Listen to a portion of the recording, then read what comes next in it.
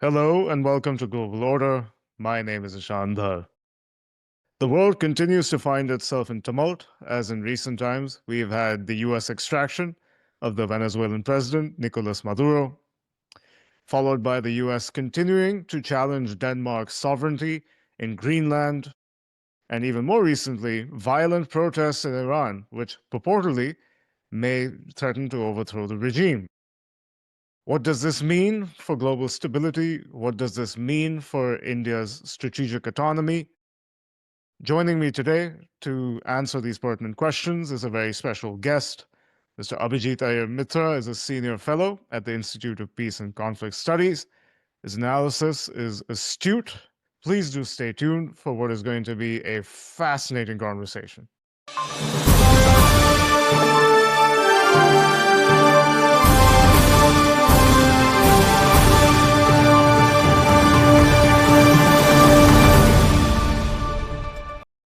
Abhijit, thank you very much for joining us here at Global Order. We eagerly look forward to your insights.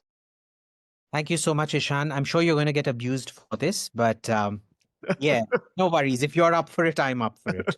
Yeah, so speaking of the things we may get abused for, let's get started with Iran. You've been expressing your opinions quite freely. So I must start with, do you buy into, I guess, this oppressive regime binary that's been going around on social media? Second, you have been questioning many Indian perspectives on what is happening in Iran right now. Considering that regime change may purportedly be on the cards, is that in our interest as Indians? What do you think? How should we be thinking about this? Absolutely not. So the thing is it oppressive? Yes.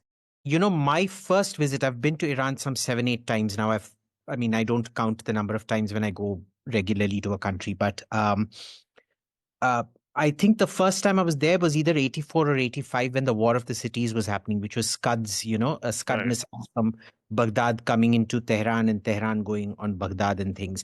And that same year, I was both in Iran and Iraq and experienced, I was on the receiving end of both Scuds. Wow. Yeah, my parents weren't too happy about it, but when you're a kid, you're like, oh, yay, missile, let's go out and watch it. Yay, so cool. And obviously, everybody was like, okay, mad child, of course, fine. Now, first, we need to remember it is oppressive. Right. There is no doubt about that. It is a lot less oppressive now than it was in the 1980s. In the 1980s, there was the old airport, not the new airport is Mehrabad. No, the old airport, I think, is Mehrabad. When we came out of that, the first thing I saw in the roundabout was 3 bodies hanging off a crane.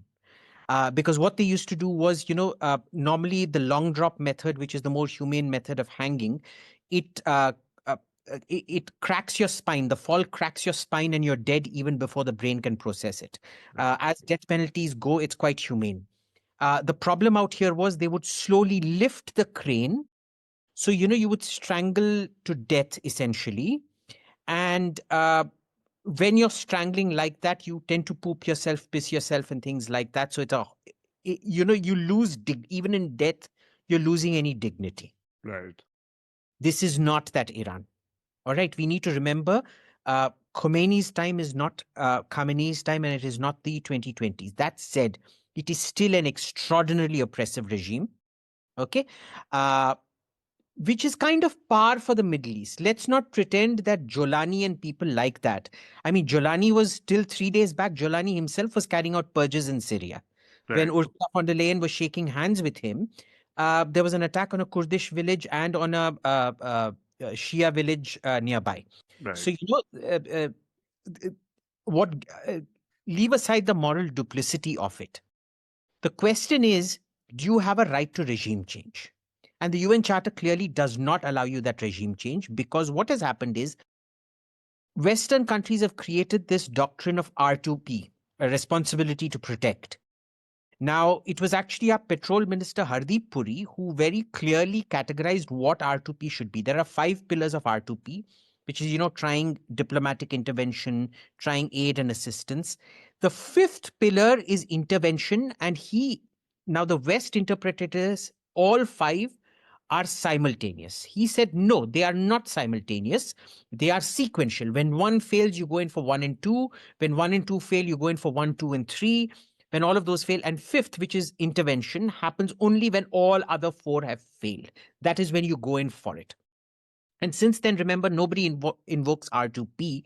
So any going in there would be blatantly illegal. It basically violates the UN Charter of Sovereignty. Right. Now, we also need to remember this has never been in India's interest. Iran, being a revolutionary government, so to say, has been very, very good for India. The Shah was very good for America and Israel because he was in those days, there was no other Muslim country that recognized Israel other than Iran, Pahlavi Iran. And they used to get lots of military assistance from Israel. And in those days, it was not Saudi Arabia that was the spearhead of American Middle Eastern policy. It was Iran, which is why Iran, if you look at the numbers in those days, Iran used to get things like F-14 Tomcats. Right. Saudis couldn't even dream of getting. They asked for a lot of things, but all they were given was F-5s, which were like a second-tier fighter for second-tier allies. And it's a plane that the US Air Force itself refused to fly because it was considered too inferior for the US Air Force. They flew the trainer version of it as the T-88 Talon, but different matter. Now, in those days, when Iran was such a great American ally, they went out of their way to help Pakistan in every war with India. In 71, in 65, in 47, of course, they were in no position to help, but in all the other wars, they used to help Pakistan. So how does it suit us? Remember, it was the same so-called Islamic revolution, which is technically a Shia revolution happening in Iran, that exacerbated the Shia-Sunni split. If you remember, the Shah used to be very close friends with the Saudi monarchy. That's true. With the Emirati Ottomans, yeah. monarchy. They used to call each other brother, and they had settled a lot of the Shia-Sunni schism very significantly through proactive diplomacy. Reza Pahlavi himself used to speak very fluent Turkish, and he was also very close to the Turks. So, that entire Ottoman. So the Ottomans had a huge issue with Safvid Iran, Qajar Iran, in their prayers, they used to curse the first four caliphs. So Abu Bakr, The Rashidun. Umar, Uthman, these people were ritually cursed in Friday prayers, which the Ottoman Caliph had a huge issue with. And he went on writing to the Safvid Shah, the Qajar Shah, and then this Shah, the Pahlavi dynasty, ended that for good. We have very good relations with them. Now, imagine this is the same time where, by about 89, when the Shia-Sunni schism was in full-blown conflict with each other. I'm not going to get into the reasons for that. Right. That was the time that it completely hobbled out Pakistan's game plan in Kashmir.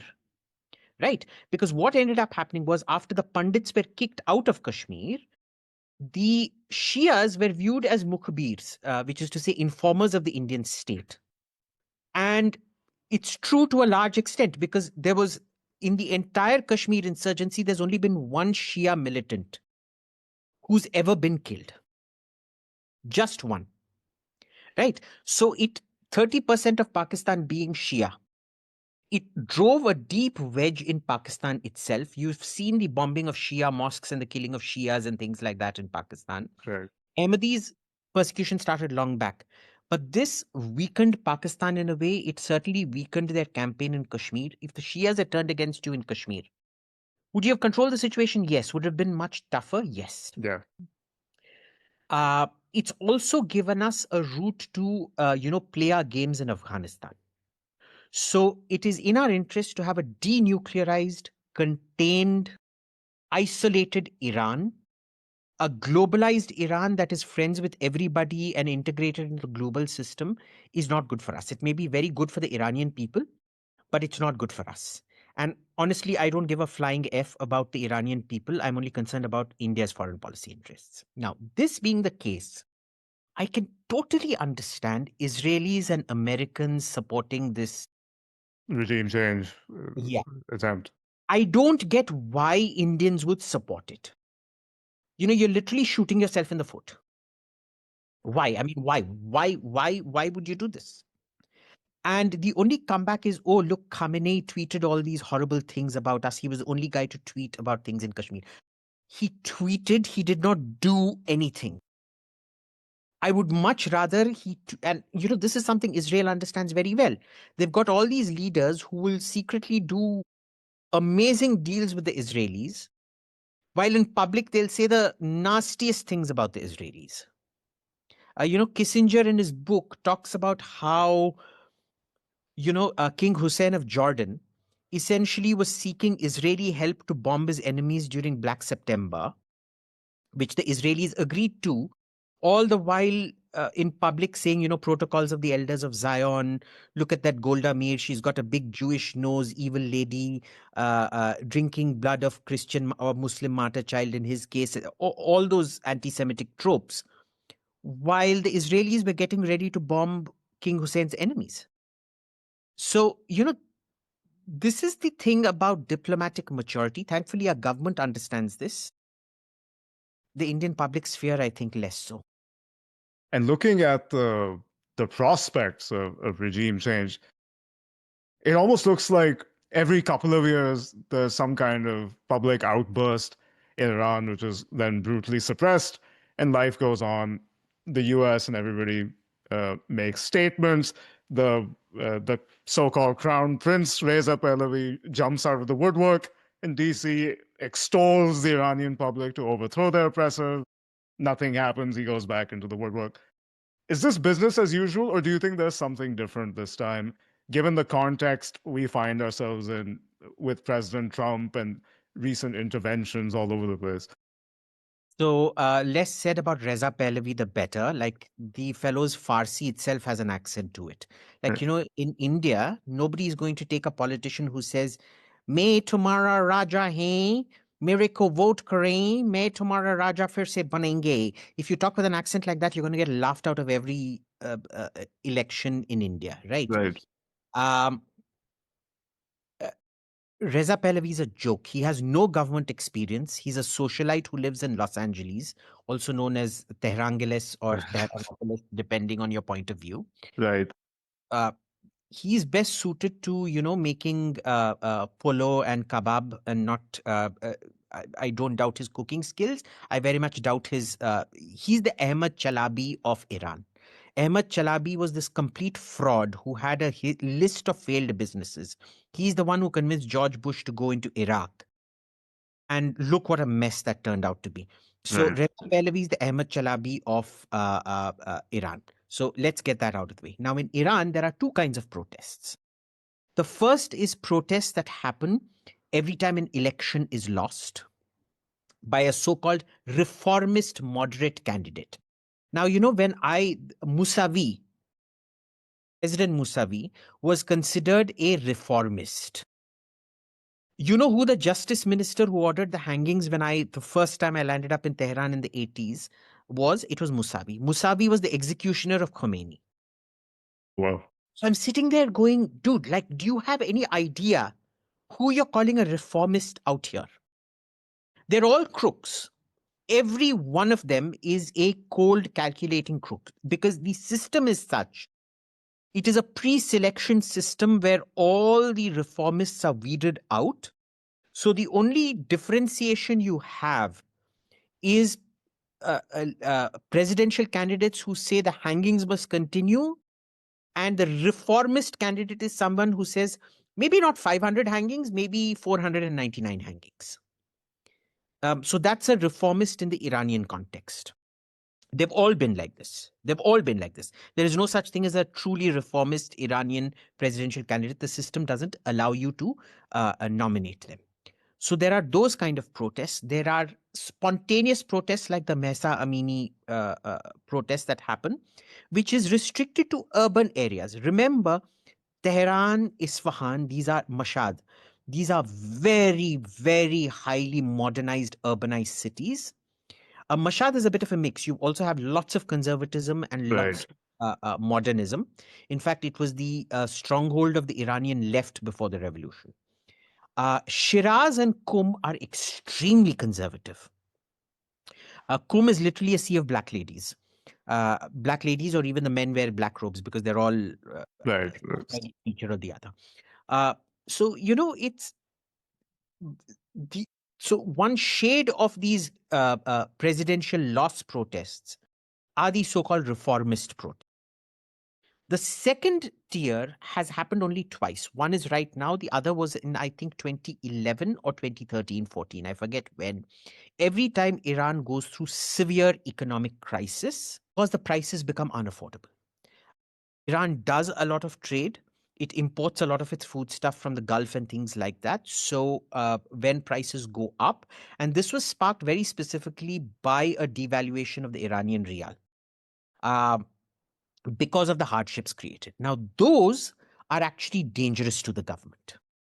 Those are dangerous because it cuts across every level of society as opposed to one side of the political spectrum or urban, JNU style. Because everyone's hurting economically.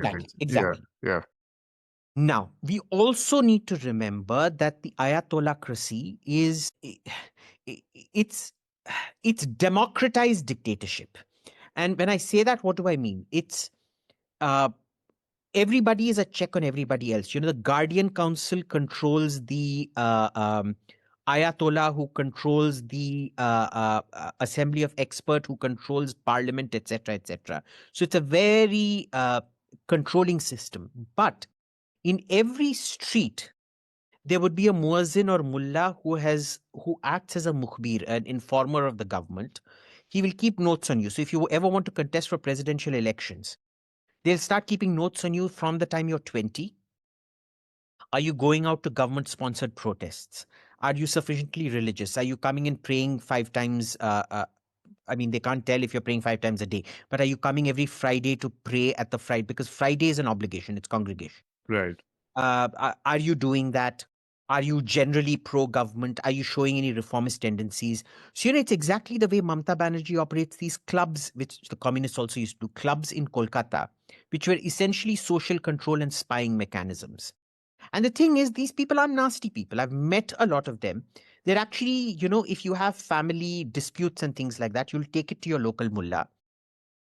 And they are not rabid, by the way.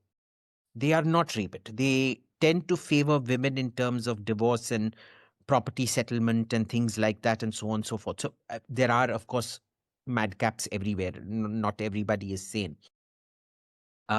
Simple example, Khomeini's justice minister, I think, or chief prosecutor, was a guy called Ayatollah Kholkholi.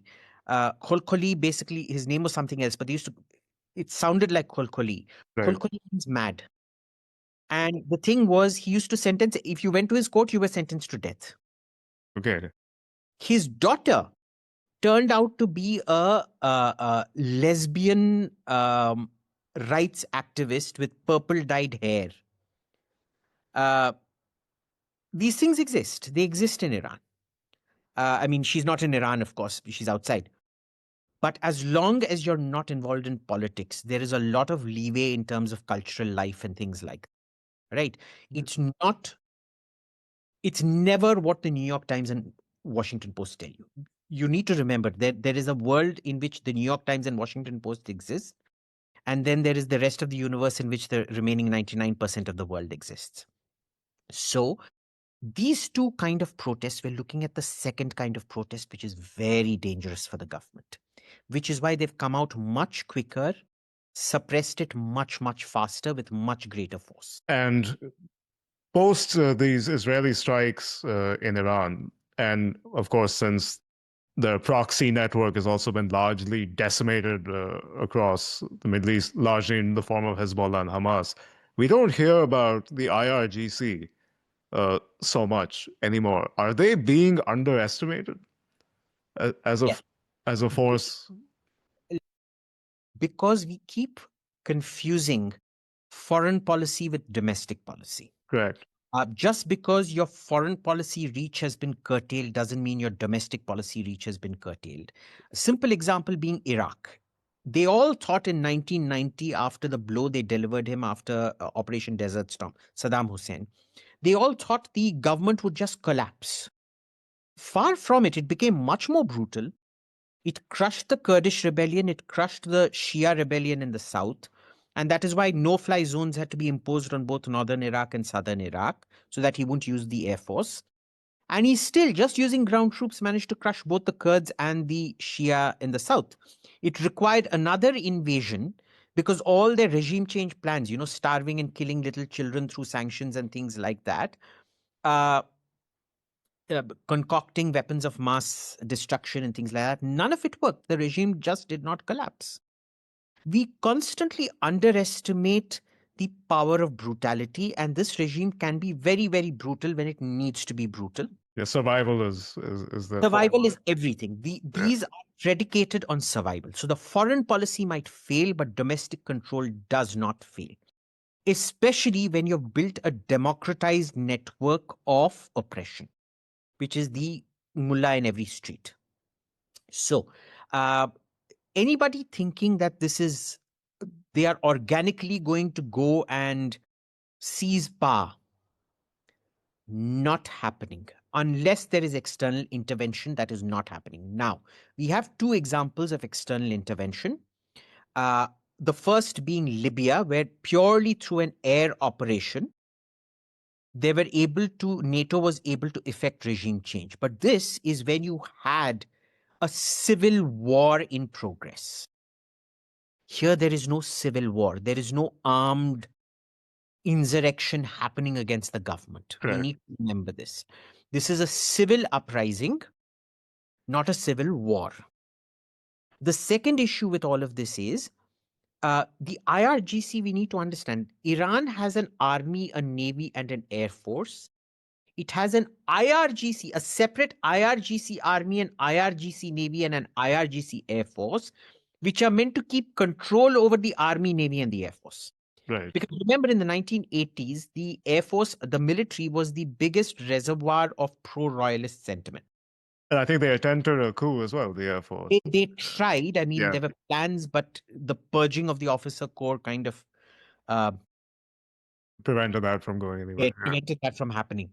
So having two militaries where, one is just there to control the other, and the IRGC is directly, it's only responsible to the supreme leader, to Ayatollah Khamenei himself. Very difficult, very, very difficult. Arms are very difficult to come across in Iran. You just can't have anybody who understands the structure of the Iranian army also. Forget the IRGC army. The Iranian Republic Army, Islamic Republic of Iran army. Even there, ideology is such an important driving factor. It's impossible for them to actually start rebelling against the government.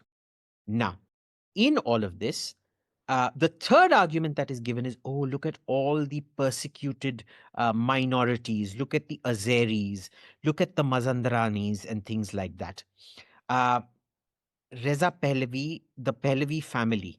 First of all, they're not Pahlavis, they're Khans. Okay, we need to get this out. Yeah, really, yeah, the first was Yeah. Reza Khan, yeah. Yeah, so Pahlavi, they took on a fake name. It's like, supposing we have a military coup tomorrow, the chief of army staff declares himself Emperor of India, and he takes on the name, Chandragupta Maurya, and calls himself, I am General Anil Maurya. Boss, it doesn't make you a Maurya.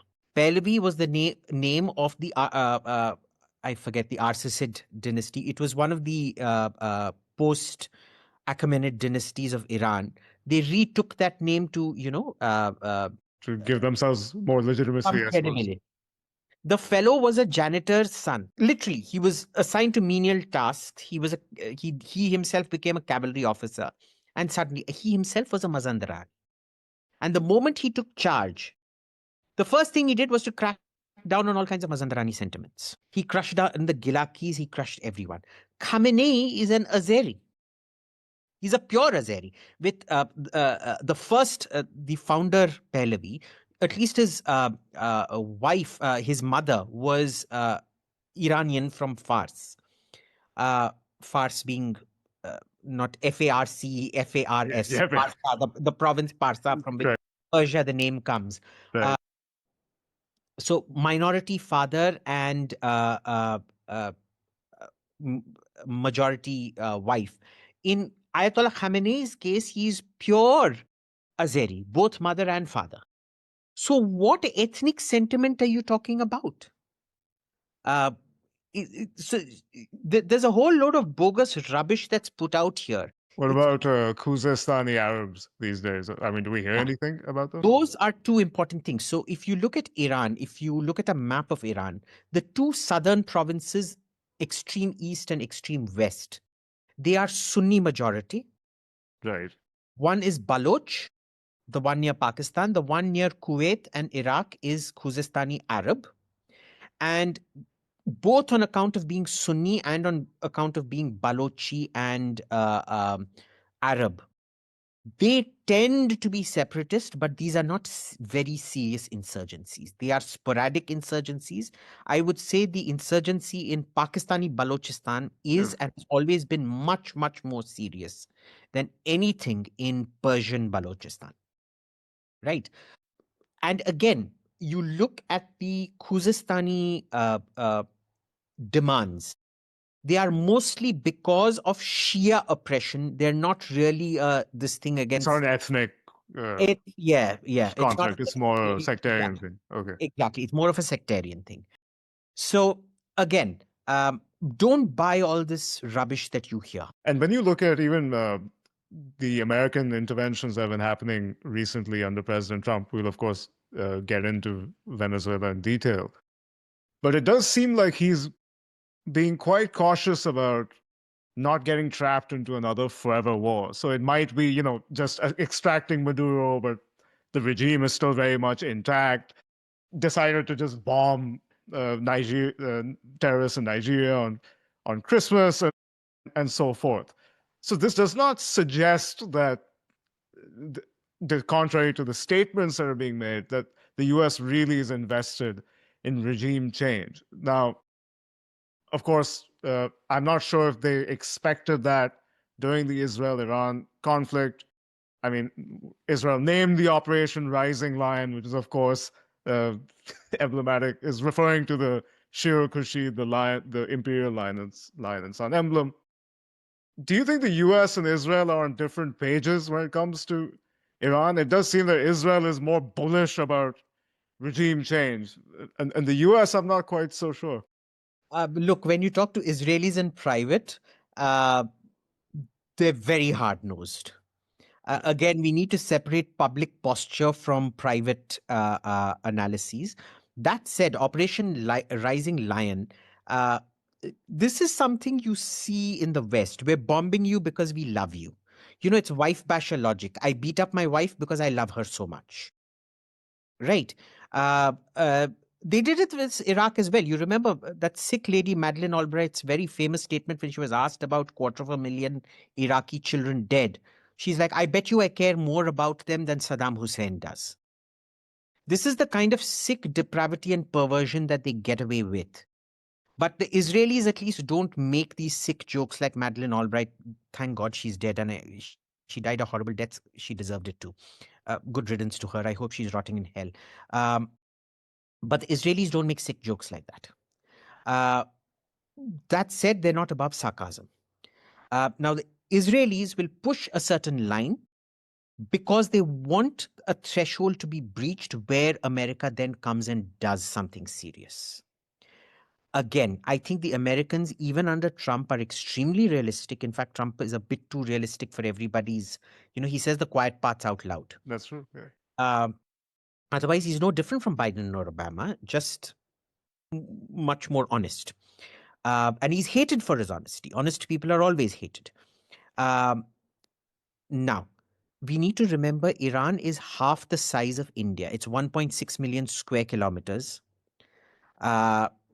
Huge population, extremely difficult mountainous terrain. People think of Iran as desert.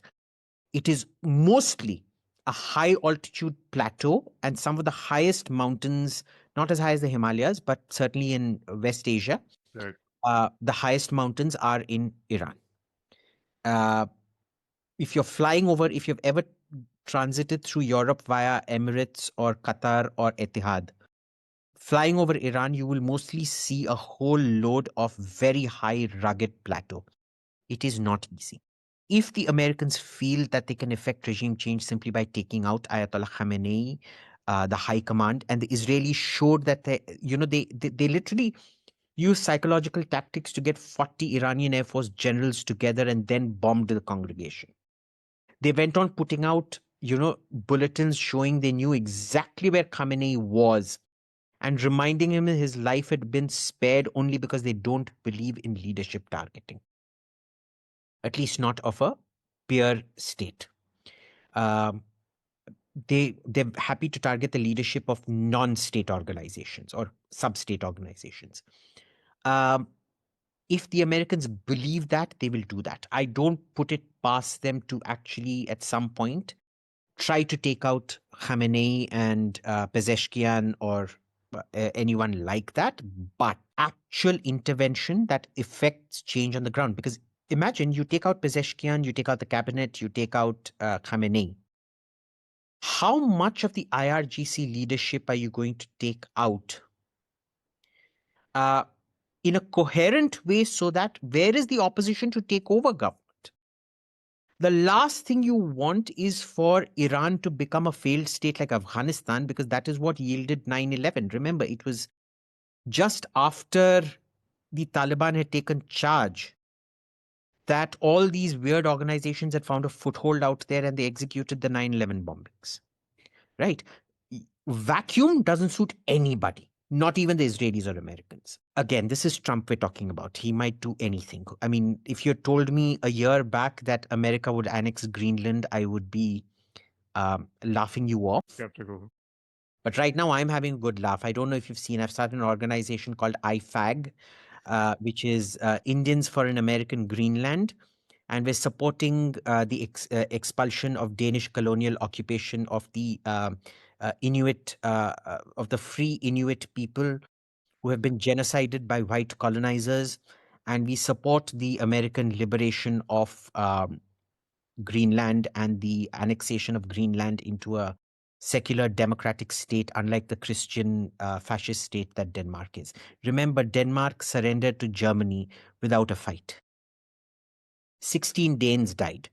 As 16 Danes died fighting to protect Denmark from German invasion, 2,000 to 3,000 Danes died as pure volunteer SS brigades, Schutzstaffel brigades that were going around bayoneting, killing, and most sadistically killing Jews and Slavs in the Soviet Union. Right. So yes, it's and if you look at the Danish flag, you just add the cross and add a little bit of a ting ting ting ting here, it becomes the swastika. It's 2/3 the color of the German flag anyway. The Hakenkreuz, sorry, not the swastika. Right. But you add black to the Danish flag, it becomes the Nazi flag. Now coming to Greenland and I guess President Trump's desire to challenge, as you said, Denmark's sovereignty in Greenland. What do you think the strategic calculus is there? For example, they already have a military base. During the Cold War, they had several. I'm sure Denmark would not have a problem with them scaling, their military presence up again. They would do the carte blanche. The U.S. really is already, I guess you could say, in de facto control of that neighborhood. Why does it need to be Desiree at the risk of stressing this relationship out? Right.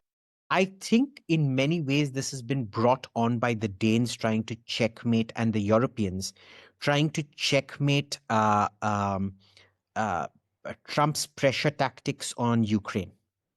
Because you remember the first time Zelensky went and met Trump, we all saw that meltdown in The Oval Office, yeah. out of the Oval Office. And since then, what the European leaders did was they don't allow Zelensky to meet Trump one-on-one. They all come as a herd 10, 15 of them. And they're sitting and essentially seeing, they create a protective cordon around Zelensky to prevent a repeat of what. I knew there were going to be consequences the moment they did that. I didn't realize the consequences were going to be so severe. And I don't know why he targeted Denmark specifically. Of course, Denmark was a major mover of that. If you notice, it is the Baltic countries that are the biggest movers of a hardline position on Russia, Right. which is to humiliate Russia and ensure a comprehensive defeat, as opposed to, say, countries like Sweden and Finland, surprisingly, who are also Baltic, and Italy, which are much more restrained. They're like, look, we need to contain Russia, but humiliation is never good, because remember the Treaty of Versailles and what happened with that. And I think that was something your grandfather used to keep telling Indira Gandhi as well, about the pitfalls of the Treaty of Versailles. I know that was Mr. Hoxer. Either way, they were all. They were all, yeah. Yeah. And it is very, very important we understand what has led to this, inverse attack on Europe and the very idea of NATO. Second, he also thinks very much like a 19th, 20th, early 20th century statesman, which is, it is not enough to acquire raw materials. We need ownership of raw materials. And especially given the games China has been playing with restricting rare earth supply. Now, again, to caveat, rare earths are not rare. They're very abundant. It's just that any time a private enterprise gets into rare earth production and refinement, the Chinese outprice them from the market.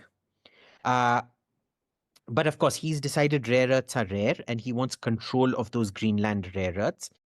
The third is that there is a very important military angle, which is during the Cold War, it was the Greenland to Scotland uh, uh, um, anti-submarine barrier, which effectively prevented Soviet submarines from coming into the Atlantic. They could detect, literally, it was truly magnificent. They could detect anything and everything coming into the Atlantic from the USSR. And in that, you will also see the latest procurement by the northern European states, Norway, Sweden, uh, uh, Denmark, the Netherlands. Many of them are going in for anti-submarine frigates. And the main thing is preventing surface ships they can deal with. The submarines are the real danger, and there is a renewed focus on anti-submarine. America wants to control one side of it. Now, can it, like you said, can it be done? You don't need to own it when you have things stationed out there. But I think it's 1 and 2. He's using the rationale of 3. But the real motivation is 1 and 2, to pay back for what their Zelensky stunt and control of rare earths. And do you think this move really does threaten NATO as an entity? I somehow don't see the Europeans wagering that relationship, even if it means losing sovereignty uh, over Greenland, purely because they do seem to be expressing in various ways this existential fear of Russia, which may be misplaced. But it does seem they're willing to endure whatever abuse President Trump throws at them purely because of that dynamic. What do you think? Yes and no. Let's look at 2 other countries which have been NATO, Turkey and Greece. They've had, even after joining NATO, they've had military clashes with each other. You've had when what was it? The Hellenicon movement? I forget what the move. Enosis. When Enosis happened in Cyprus, which was the move for Cyprus to merge with Greece, which was led by, I mean, it wasn't led by, but Archbishop Makarios, which is the road outside, I think. Behind the Delhi Golf Club, right? Yeah, that's the Delhi Golf Club road. The Turks invaded, even though Cyprus was an independent state, but it was kind of as linked Two to NATO as states. Greenland kind of is, right? I mean, not exactly, but Greece and Turkey have had military confrontations in which people have died, planes have been shot down. The Greeks have repeatedly shot down several Turkish aircraft. Now, Has that in any way damaged NATO? No. Europeans are very fragile. They're like your classic uh, highly fragile, spoiled little brats who wearing the wrong, not wearing white on Labor Day affects their mental stability. Being misgendered affects their mental stability. You have to ask if they were mentally stable in the first place to get affected by being misgendered. And honestly, if people can't tell if you're a man or woman, yeah, best of luck to you. They're like that. They think it's going to affect them. What really is going to affect them? Because, Article 5, which is the collective defense clause of the NATO Charter, you invoke it when an external force attacks you. Say you invoke Article 5, read Article 5. I would urge our viewers to read Article 5. If a NATO power attacks another NATO power, what part of Article 5 do you really think France, Germany, and the UK are going to go to war with America over Greenland? Absolutely not. Absolutely not.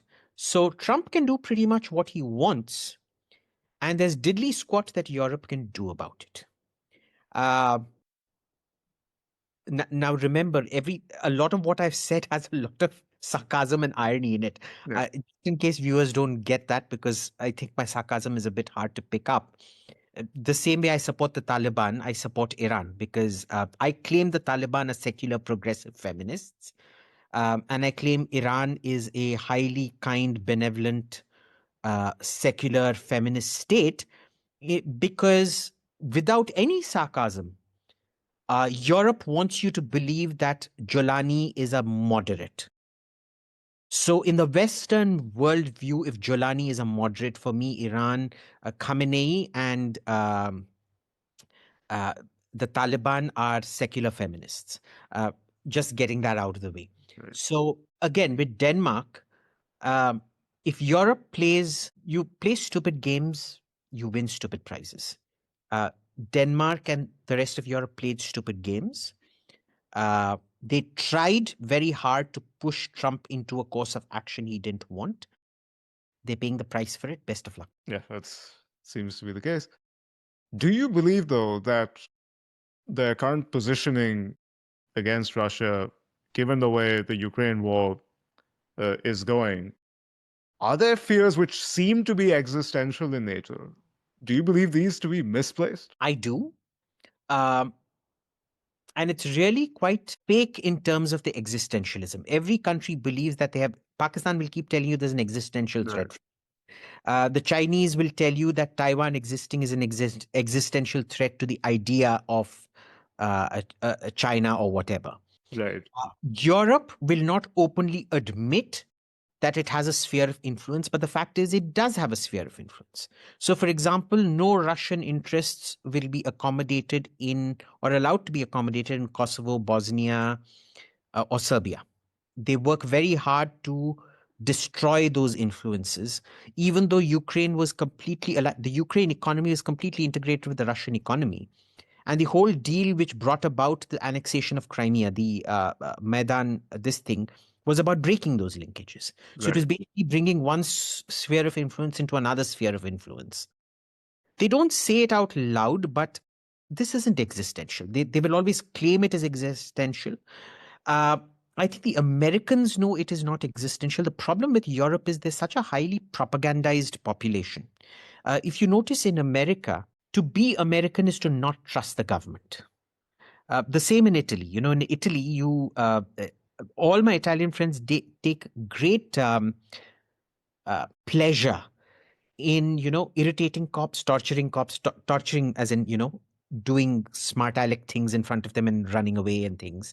Just like Indians, we like to take panga taking, not torturing, panga taking. I don't know how you translate panga with authority and running away from it. Whereas with Europe, there is a compact of trust with your government. You trust your government. And so when the government goes into propaganda, otherwise, how do you explain the fact that all of Europe, not just Germany or Italy, were completely nationalist, racist nationalist till 1945, And then suddenly after 1945, they turn non-racist and anti-national, non-nationalist.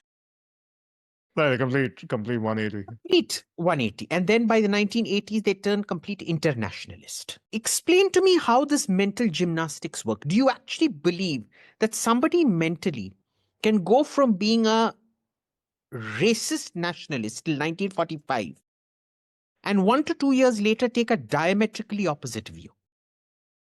The level of social brainwashing that happens in Europe, uh, you're not allowed to say certain things. Uh, it's against the national compact or whatever. Fine, it is not enforced like Iran, but if you do not agree with the national compact, you will be labeled a terrorist, like the German intelligence service tried to do with Alternative for Deutschland. Right. Even though the leader of that party is a lesbian with a Sri Lankan wife, she's still labeled a racist, bigot, terrorist by the BND, which is German intelligence, for intensified surveillance. And talk about a police state. Europeans are heavily brainwashed. I think they actually believe whatever BS they're fed by their leaders, and that makes them very dangerous. There is nothing more dangerous than a fool who believes in his foolishness. A person who acts stupid but does not, basically, if you don't drink your own Kool-Aid, you're fine. Trump doesn't drink his own Kool-Aid. I don't think Obama also drank his own Kool-Aid, but everybody around him drank his Kool-Aid. Same with Biden. Well, if Biden was coherent at any given point of time. But with the Europeans, they drink their own Kool-Aid. And that's very doctrinaire, very, very dangerous. Yeah, because when it comes to, I guess, at least the purported strategy when it comes to the Ukraine war, wanting to fund it as long as possible, they don't have the funds. Von Leyen and the Callas, they almost seem like warmongers at times when it comes. They don't seem like they are. So they wrap it up as self-defense, which it is. I mean, let's face it, Ukraine has a right to self-defense. It has an absolute, it doesn't matter, irrespective of government. Irrespective of how bad, rotten the government is, they have a right to self-defense, right? That said, but how long can they keep this going? I mean, without American support, at the cost of their own citizens' social welfare and all of that. I mean, it does. Again, because you're so heavily propagandized. Remember, the most of the Holocaust was actually over within the first 7 to 8 months of Operation Barbarossa, which was the German invasion of Russia. Operation Barbarossa marks the beginning of the Holocaust. And most of the Jews who were killed were bayoneted and shot. Auschwitz and Treblinka and places like that were set up after that as a mopping up operation for Western European Jews, not for Russian Jews. Russian Jews were all killed, shot, bayoneted, tortured by the army and killed. Every time a country is losing a war or desperate, they don't rethink ideology. They tend, study after study shows, they tend to double down on ideology. North Korea, again, where I've been in the 1980s as a kid, and then again a few years back, I think 7, 8 years back, was more open in the 1980s than when its economy collapsed. And it went from being the second richest country in Asia after Japan to being, I think, the poorest country in Asia. Much more rigid on ideology now than they were then. Again, Europe will double down. Now, the issue in Ukraine is what Stalin, it's again, not that Europe is anywhere near Nazi Germany. So that's not it. But it's the same World War II Germany, over-technologized, versus Russia, and Stalin's famous dictum, quantity has a quality all of its own. It's a quantity versus quality military debate, which has always been the case. Right. Problem is, Ukrainian military aren't trained for the kind of sophisticated European weapons where each bomb costs more than its Russian target. So, the the cost-benefit analysis isn't matching up. And the Russians can keep throwing troops and equipment at it. Now, these historical analogies, they can go anyway. You can do a World War One analogy, which is the Russians had infinite reserves, but morale just crumbled Right. uh, uh, as part of a general breakdown of control. Or you can go the Stalin way, which is, if you believe the European propaganda and Putin is the new Stalin, uh, he is cold enough to maintain that thing till Hitler/Zelensky collapses. I mean, you can either have a Treaty of Brest-Litovsk analogy, or you can have a Soviet army and Militon Kantaria hoisting the flag of the USSR over the Reichstag analogy.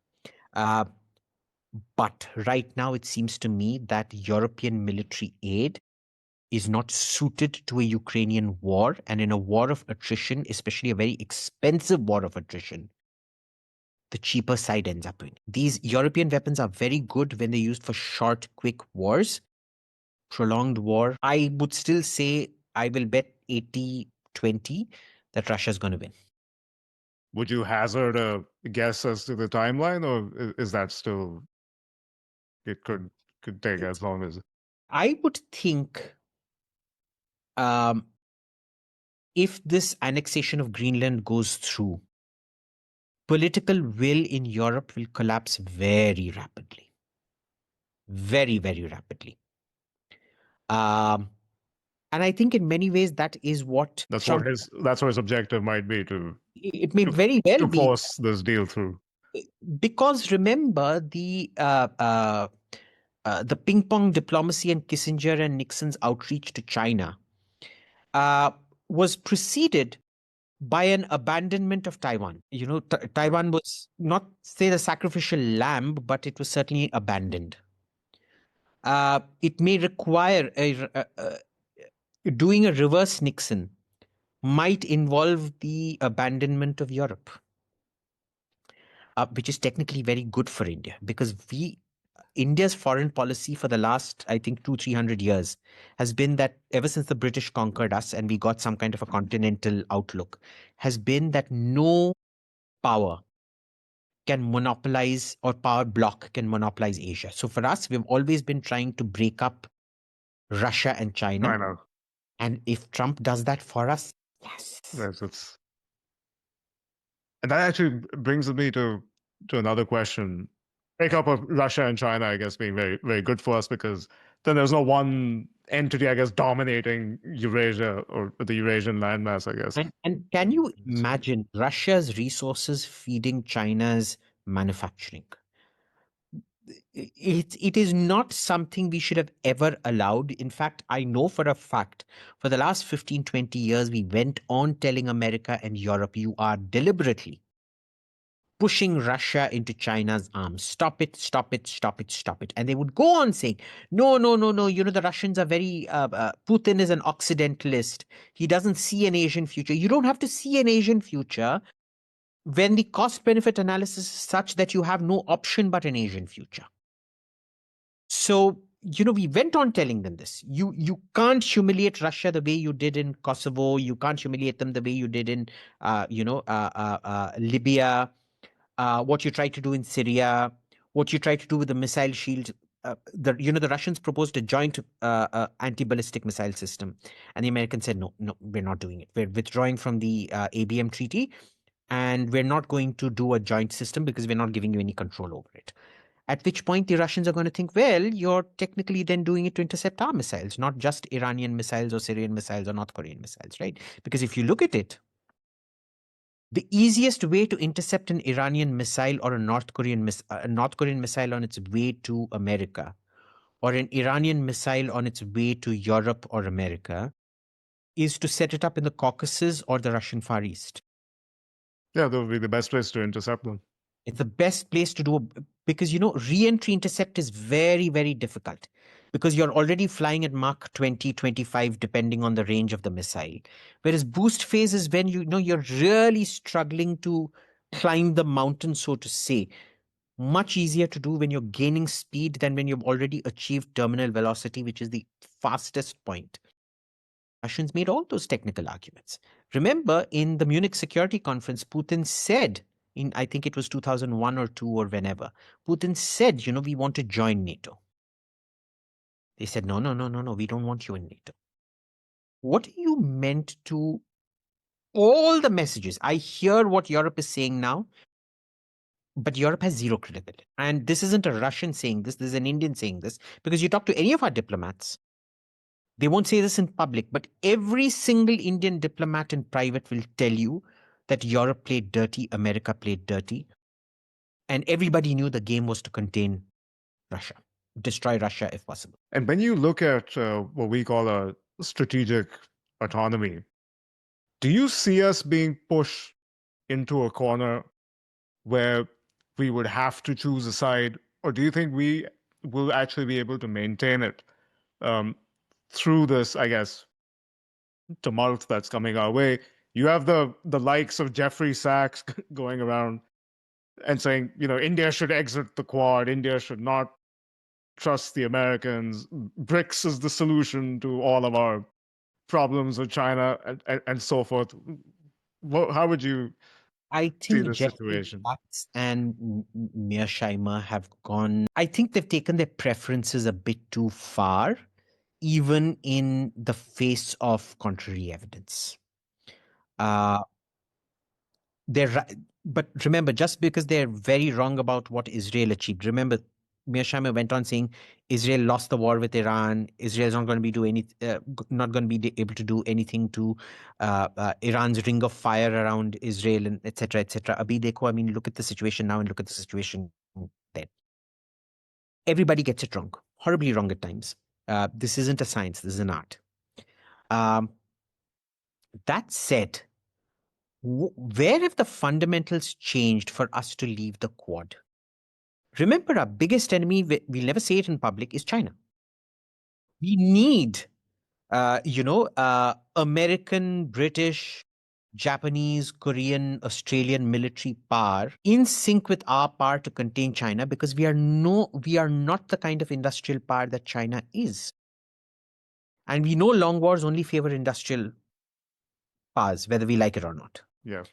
So right now, China has both quality and quantity vis-a-vis Indian domestic production. And what qualitative edge we have is imported.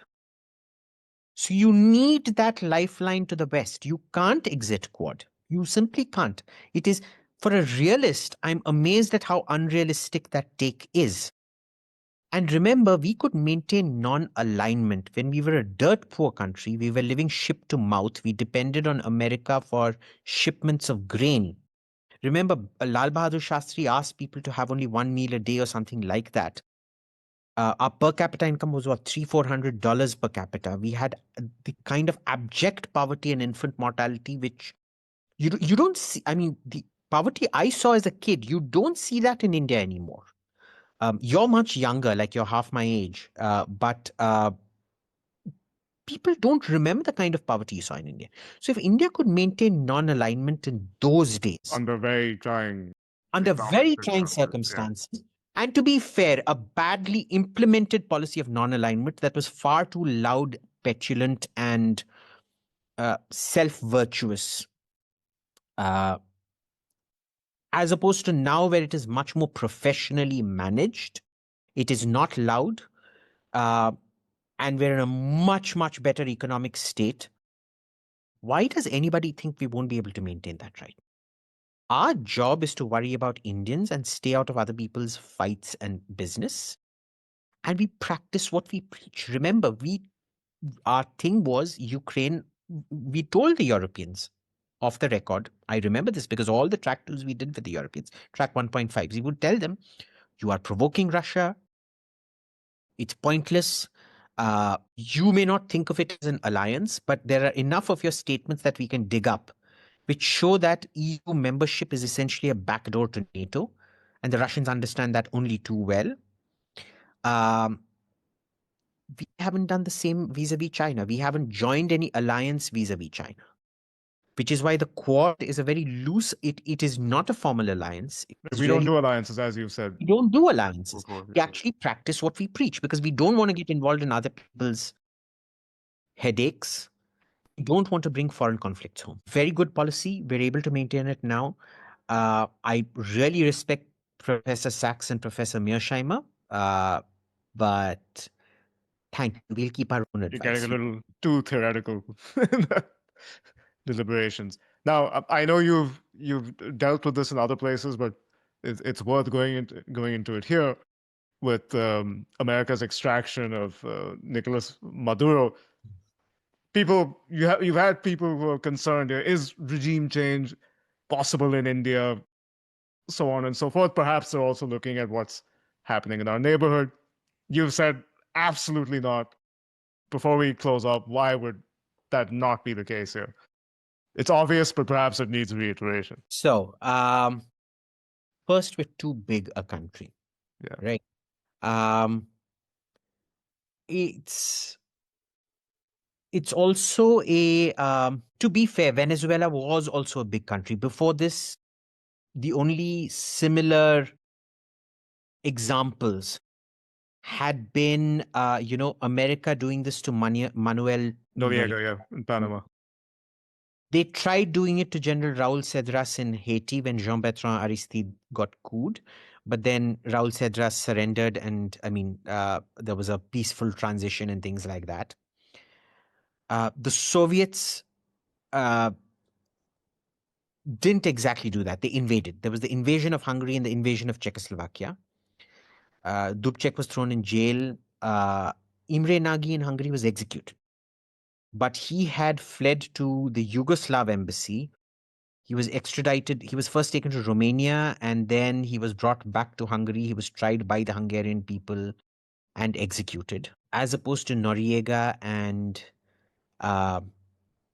Maduro, both of whom were extradited to a American court based on American court ruling overruling sovereignty. Very, very dangerous precedent. Very, very dangerous precedent. But if you want to do it, do it. I think the message that has gone out has been to Khamenei and to the Cuban president that you're probably next. I don't know if Iran is next or Cuba is next, but if I'm the Cuban president or the Iranian supreme leader, I won't be sleeping comfortably at night unless I've dozed up on melatonin or something stronger, maybe. But it's also a message to Russia saying, guess what? You can probably kill Zelensky. We won't take it too badly because we've created equivalence. So see, a lot of this is coming back to Trump and Ukraine. The messages that are being sent, be it Greenland, where sovereignty is not absolute, Venezuela, where sovereignty is not absolute, to leadership targeting, where Zelensky's life is not sacrosanct. Imagine you're sitting in Moscow. I don't know what message Trump wants to give, but if you're sitting in Moscow, that's the messaging I've taken. It could be a green flag that. Right. Now, leadership targeting is never a good idea. It's never a good idea unless, like Serbia, you decide to extradite Ratko Mladic and Slobodan Milosevic. Or the Hungarians themselves, which being a puppet government decides to execute Imre Nagy. The Noriega style, the Maduro style thing, very, very fraught. I don't think Trump actually cares for knockdown legal consequences. And America has always been the trendsetter on this. Remember, the legalization of non-war targeted killings happened under Obama, under an Israeli doctrine developed by a guy called Reisner at the ICT in Herzliya, the IDC Herzliya, Interdisciplinary Center in Herzliya. And what was Reisner's thing, which is the taboo on non-war killings of foreign fighters, is if you do it often enough and you set up a quasi-judicial body to pass sentence, He gave 5 categories. I'm only going to list 2. The relevant ones. Then it develops the force of law. It is repetition that develops the force of law in international relations. That's essentially what Trump is doing. Now, what this means for India with regards to Muhammad Yunus or Asim Munir, I don't know. We could become creative. Could get creative. Well, on that ominous, come possibly positive note, that was most insightful. Abhijit, thank you very much for your time. It's an Thank you, absolute pleasure. Chan. It's always a pleasure talking to you. Thank you so much.